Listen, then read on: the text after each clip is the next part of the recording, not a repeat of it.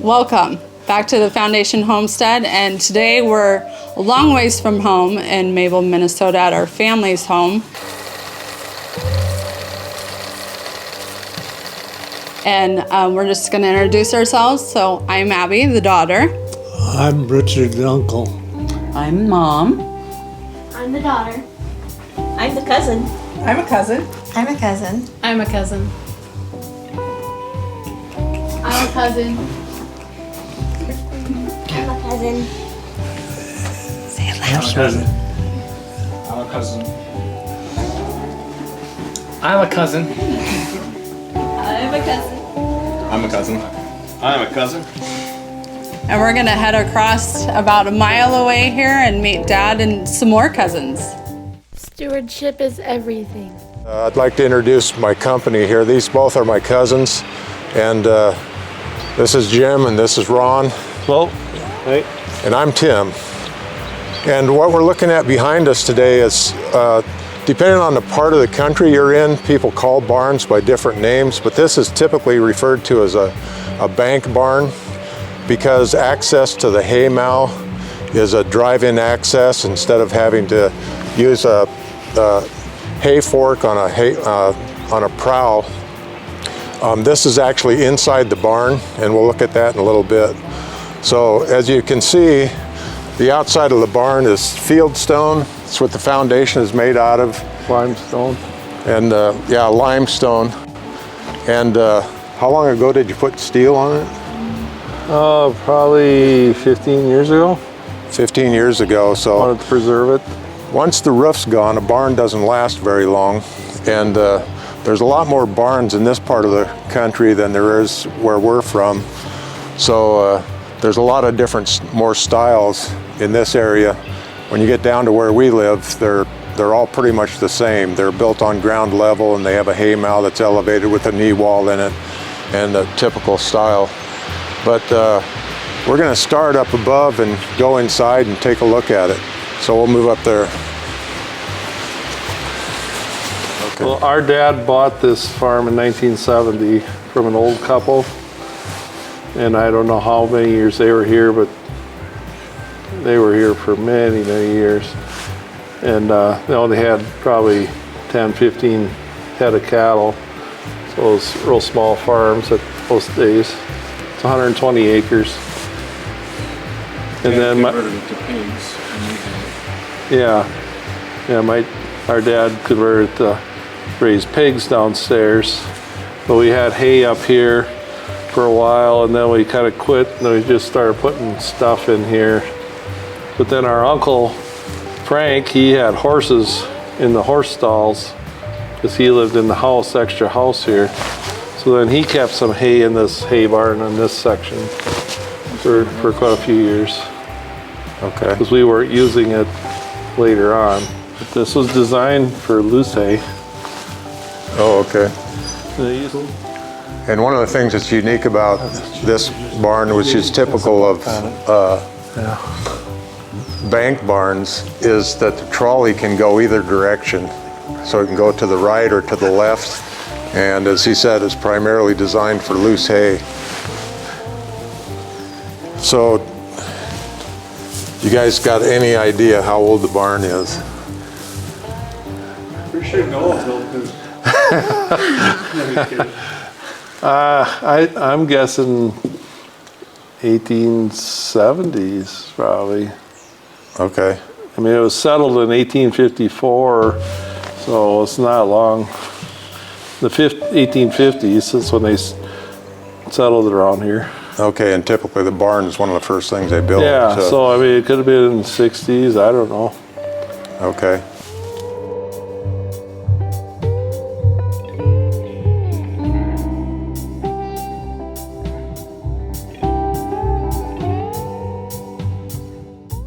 So this is a post frame structure, and you can see here this is one of the things that always amazes me is the carpentry skills that went into the structure, the building of these structures, the tenons that they put together, and more than likely there's boards that have been nailed on here, but a lot of times you'll find marriage marks that are on here, so they know which parts go together. And I don't see them here, but again, the wood pegs to hold everything tight together, and it's stood a long time. And you might just look all the way up and see the knee braces. But originally, this is where they would stuff the hay down to the milk cows. We got a bale, been there for probably 40, 50 years because we haven't used that part. There's two of them. Then you can see the pull-out things for the granary. Doors, the sliding doors.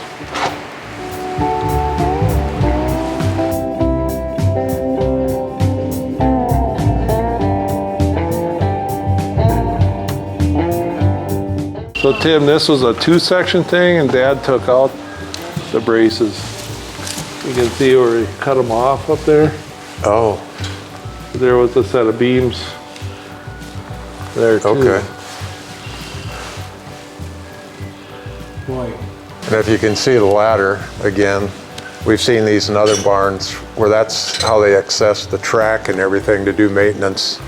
Otherwise, I guess if it was full of hay, maybe you could get up there and work on it, but that's what that platform was usually for.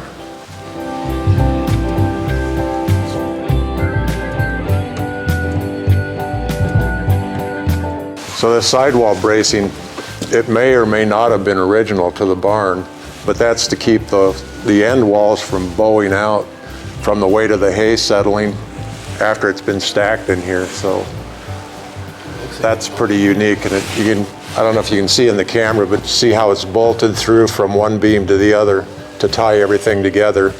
And then the arch is where they get the support to pull that wall in.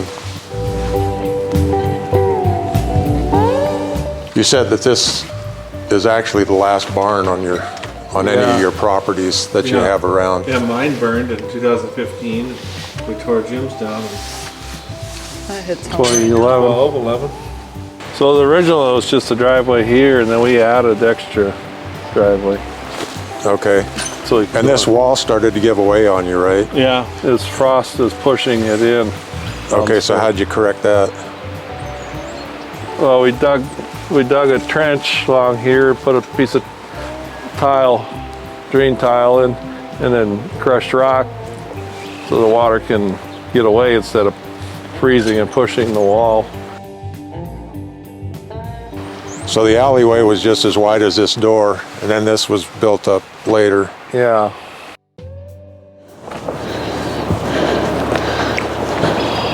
Back home it's about 90 degrees or plus, and we woke up to snow this morning, so us Nebraskans aren't near as prepared as these Minnesotans. Should we get in the warm pickup? Yeah, okay.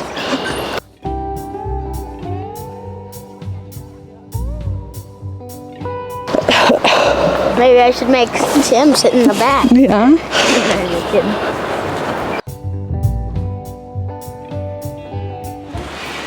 So just by a way of reference, this side of the barn is facing which direction? South. So this is south. So is this the main entrance or the only entrance, or was there one on the other end? No, it'd be some on the east side for downstairs or here. Okay. Okay, now we can go inside.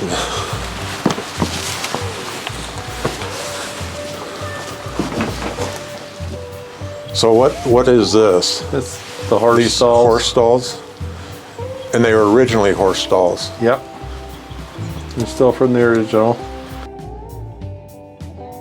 When we first got it, my dad tried to farrow pigs in here, and it was a lot of work. He had to shovel everything out. Then he bought a little dinky skid loader that would fit through the doorways, so then it wasn't so bad. But Yeah, hogs are really hard on stuff. So what is that?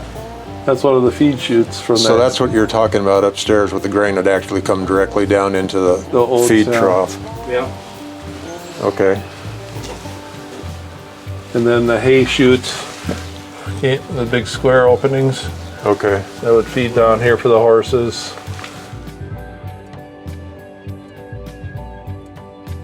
So this was originally for draft horses. This is another thing that we see pretty common, where they could hang their tack on the edge of each stall. You could put a saddle or something on this. Yeah, that was for tack over here too, where Ron is. And this is, I don't know, at least the barns that we've been in, this is actually a fairly high ceiling. That's probably 8.5 feet anyway. I don't feel tall in here. Yeah, we've had some where it's Well, almost right. those big horses, they'd still probably be right up there, you know. Yeah, Percherons and Clydesdales. So what's around the corner there?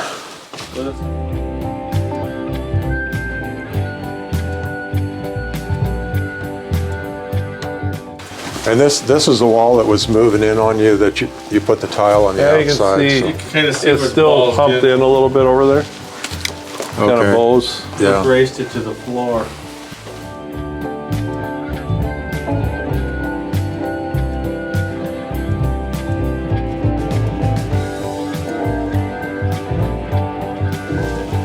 And right above me is that trapdoor that we were looking at in the floor of the hay mow before we came down. So that's how they got hay down here to feed the horses or whatever they were keeping in here. And so this, you say this side was used for milk cows. Yeah, this is, The gutter. Oh, okay. well, Instead of tie stalls. I think this is where the tie stalls was and the feed manger here. Right here you can see the gutter. Yeah, the gutter was back there. This is where the back of the cows was. Yeah, So the I cows think would- this is where the stanchions were here, and they put the grain here and the hay. In front of the cows, yeah. And you can see, here's where those Oops. old chute came down, had a little board that'd go in to lock it off, they'd pull it. And then our dad added these when they put the pigs in here, so they couldn't chew it off. That little trap door here, I suppose they opened that to feed the hay in there or grain to the horses Okay. in the front. There used to be a chart on the wall for Breeding breeding from way back, Oh, really? cycles and different. probably in the 50s, 40s or 50s, that breeding chart was. Okay. But it was behind here, it's probably gone now. So. Here's a little trailer full of antiques of Frank's we took out of that barn and we buried. Oh, yeah. Oh. The things like this are what really impressed me, because that's I don't know what that is. That's close to 10 inches, 10-inch beam with the reinforcement up there carrying all the weight of that hay that's up above. And when you look at something and say, well, yeah, that's pretty impressive, but when you think it stood here over 100 years and things have settled and moved a little bit, but Yeah. I kind of wonder how long stuff we're building today is going to last. So I think this was the milk room right here. This little square, if I remember right. So after they milk the cows, this is where they'd take it to cool it off and Yeah, put it in cream cans or it was whatever. in cans back then. Yeah. And so I think that was another tie stall rolled there. It's off the top of your head, you know what the overall dimensions are of this? We talked about the height of the, You think it's 30 by, probably Yeah, probably 30. 30 by, it's over twice as long as it is wide. 60 probably. I'd say 60 by 30, Okay. I'm guessing.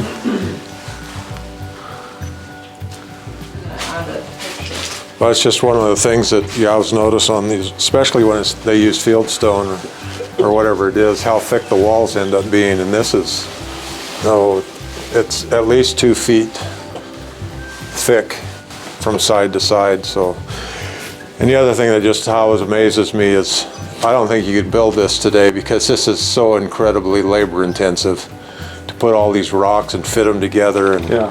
when you look at the stuff that comes from the old world and even places in the Middle East, how them stones fit so perfectly together. What crafts? You have to look at this stuff to realize how much work that would be. And most of those stones were prepared off-site, and they were brought in and they fit perfect. But this is very impressive to me. You just, because when I look at something, the meter's just spinning, and I'm thinking of man hours, how long it would take to do that. And then to think that most of these barns, at least in our part of the country, and I assume around here, these were built by the landowner. And neighbors would share labor, exchange labor back and forth. And I would imagine that most of this timber was cut on the property, don't you think? Or Good chance of it. where we come from, that wouldn't be true because there was no trees when it was settled. But around here, it would have been available. A lot of bur oak. A lot of White bur oak in the around country, yeah.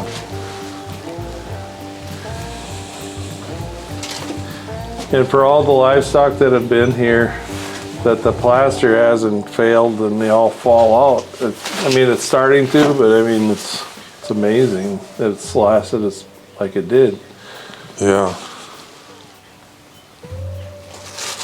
I guess the tractor's there. We should say something about that.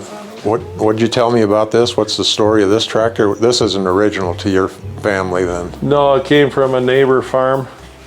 It's a 1936 F12. And my dad knew the brother. It was two bachelor brothers that had it, I guess. Okay. And he bought it from there. I'm not sure what year. It was quite a while ago. It's south of Roy. And there's probably a good chance that this originally had steel on it, right? Instead of rubber tires, or I'm not real sure. A different rim. These rims were always rubber. It's Okay. hard to say. It could have been either way. It's got 3 speeds, but they're all slow. Yeah. It doesn't go very High fast. speed is walking speed. Is that right? Yep. Yeah. The old magnetos. Yeah. But these old tractors, if you had some ingenuity, you could always get them to run. Today, you can't work on anything yourself, it seems like. So if you turn sharp enough, it automatically puts the brake on from the steering wheel. Put the brake on and it'll pivot on one wheel Oh, really? Yeah, it turns that shit. for cultivating. So you can come with a 2-row cultivator, you can come right back in your track. Oh, that's interesting. You turn the steering wheel all the way, and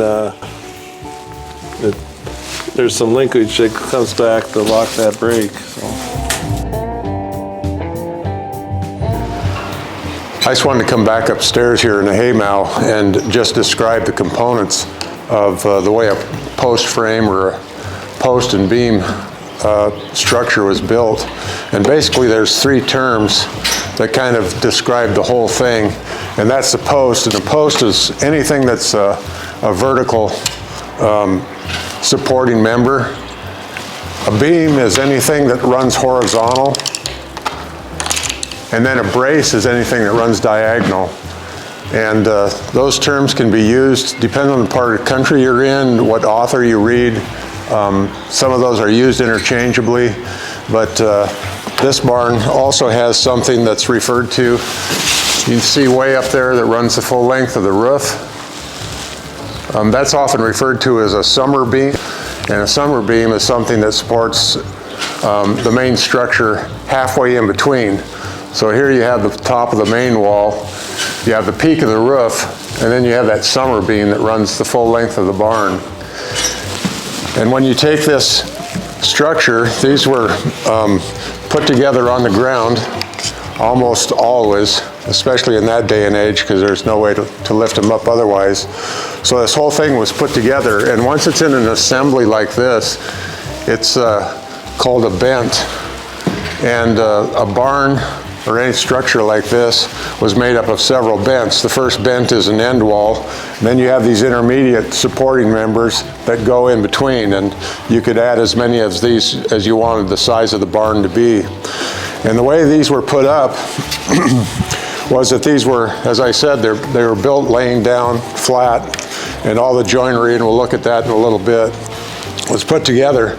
And then you can imagine how much manpower it would take to stand this thing up. And added to that, most of the time, there would be people that rode these things up. So they were lifting the wall as well as men that would be standing on the top of this, so that once it was standing up straight, they could put the joining members that tied everything together. Again, sometimes that's called a beam, sometimes it's called a girt if it's in the wall, or it's called a purlin if it's in the roof. And again, there's lots of terminology and they get interchanged. And but it gives you a rough idea how it's put together. And we'll move the camera around and look at the end wall here. So in the end wall, you'll notice it's got a lot more beams or horizontal members that go across here. And this is so that the siding could be put on and there was something to attach it to, otherwise it'd be a long ways in between. But there's a lot more braces that are put in here. These are cut at a 45 degree angle on this particular barn, and it starts on the center. There's another set of them here, another set there, another set on the outside wall. And we talked about this earlier, but we're not sure if this was added in because the wall was bowing out, or whether it was part of the original structure.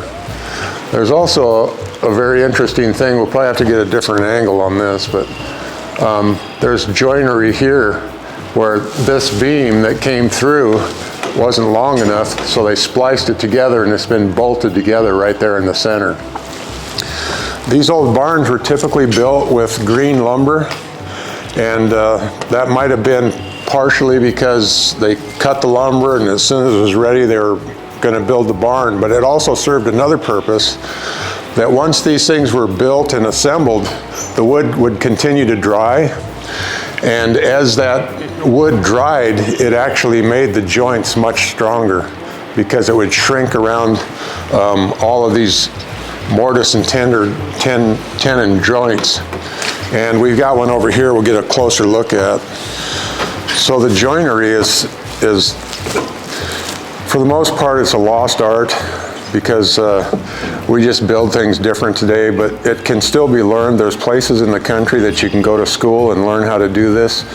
And unless some of us do that, especially younger people, this is a construction method that's going to be lost.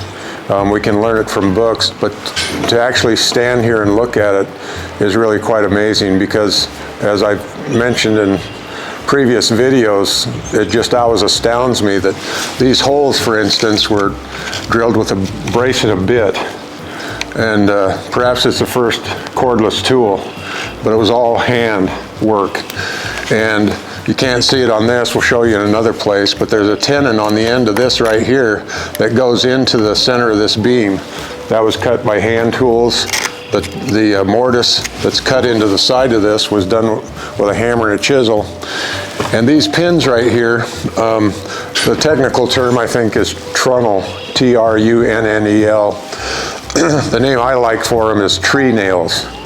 And what that does is once that mortise and tenon are joined together, the brace and bit drills through the whole thing, and then they drive this peg in there. And this is a good example because a lot of times they're cut off flush with the beam, but a lot of carpenters would leave them proud so they stick out a little bit. There's one there. This one broke off and it fell out, but these down here stick out again. They're probably 3/8 of an inch proud of that beam. So this was all built with green lumber, put together, it shrunk, and it stood here for, we're not real sure, but 120, 130 years this barn has stood in the same place. So we'll go over here and show you the end of a mortise and tenon. So this is one of the beams on this structural bent, and you can see here that this is the end of a tenon, and the mortise is the hole that it's cut and fit through. And for some reason, as the evolution of the barn over the ages has changed for different uses, this would have went clear through. And in fact, you can see on that end where it's also cut, but this has been cut off so that there was freer access. Of course, whenever you do that, to some extent, you compromise the integrity of the whole structure. But again, it's still standing, and it's, for the most part, quite structurally sound. So again, it just amazes me how these things were built and all the man hours that went into putting this thing together.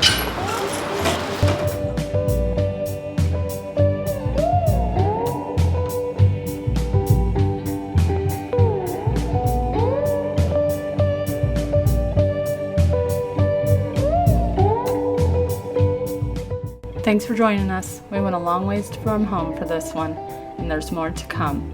Join us next time for the second half of our barn tour in Minnesota. Just in case you need a good laugh, watch just a little bit longer.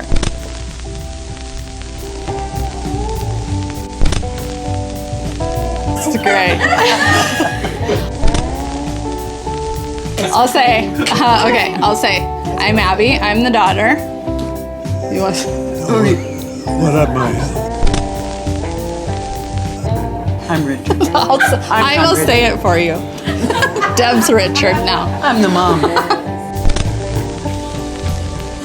Hurry, you have it quicker than that.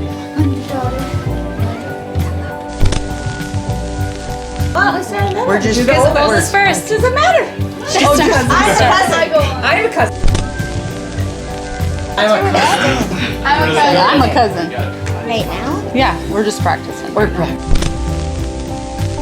But everybody's just gonna have to say it really loud, okay? There's a difference. I'm a cousin. You can't come slow. I'm a cousin. I'm a cousin. How are you related to Tim?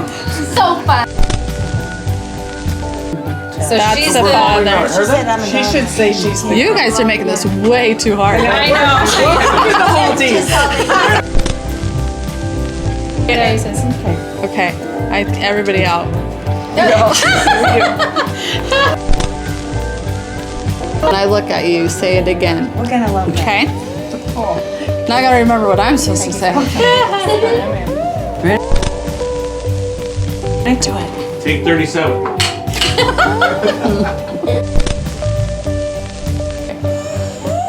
Hi, we're here at, or no, we're not. We're not here. Down here. Action, take 38. Okay.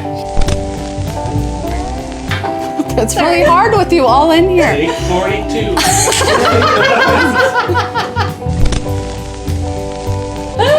This is what should be the end. Okay. You're still the uncle, yeah. That's perfect. Okay. Oh, it's just, you were supposed to hear that one. Yeah. Okay. The mic is right here. Oh, right. It's okay. I thought that was. That's the. No, the blue light. The blue light. Okay. Okay, here we go. Some more cousins. Oh, those guys. Who's starting